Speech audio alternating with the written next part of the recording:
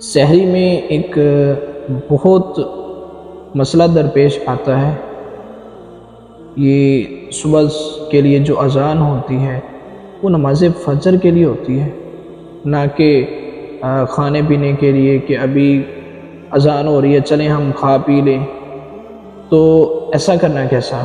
بعض لوگ صبح شادی کے بعد فجر کی اذان کے دوران کھاتے پیتے رہتے ہیں، اور بعض لوگ ایسا ہوتا ہے کہ کان لگا کر سن رہے ہوتے ہیں کہ ابھی وہ مسجد کی اذان ہوئی ہے، ابھی ہماری تو مسجد کی اذان ہی نہیں ہوئی، چلیں کچھ کھا لیتے ہیں، اگر کچھ کھانا نہیں ہے تو چلیں ہم کچھ پی لیتے ہیں، اگر کھاتے نہیں تو پانی پی کر اپنی اصطلاح میں روزہ بند کرتے ہیں۔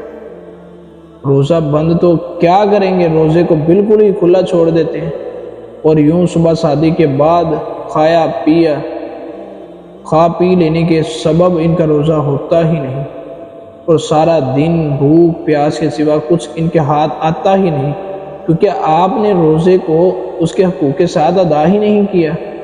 روزہ بند کرنے کا تعلق اذان فجر سے نہیں، صبح صادق سے پہلے کھانا پینا بند کرنا ضروری ہے، جیسے کہ آیت مقدسہ کے تحت گزرا۔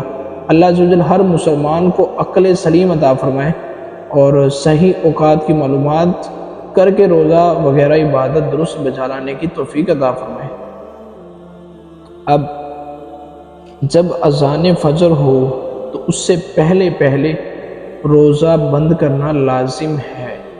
اگر دوران اذان تک یا اس سے کچھ دیر بعد کھاتے پیتے رہے تو آپ کا روزہ نہ ہوگا۔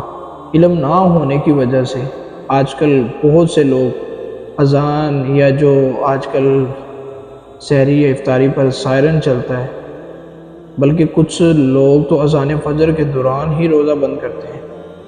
اس عام غلطی کو دور کرنے کے لیے کیا ہی اچھا ہے کہ رمضان المبارک میں روزانہ صبح صادق سے 3 منٹ پہلے ہر مسجد میں آواز بلند ہو جائے۔ اگر آواز نہ بھی آئے تو آج کل تو اتنا جدید دور ہے کہ ہر شخص کے پاس موبائل ہے، اگر بالفرض موبائل نہیں بھی ہے تو کیلنڈروں کا عام رواج چلتا ہے۔ کیا ہی اچھا ہو کہ ہم ہر روز سحری افطاری کرنے سے پہلے ٹائم وقت مقرر کر لیں اور 5 منٹ پہلے روزہ بند کر دیں۔ یہ ایک اہم اور بہت ہی امپورٹنٹ مسئلہ ہے کہ اگر آپ دوران اذان یا اذان کے بعد تک کھاتے پیتے رہے تو آپ کا روزہ نہ ہوگا۔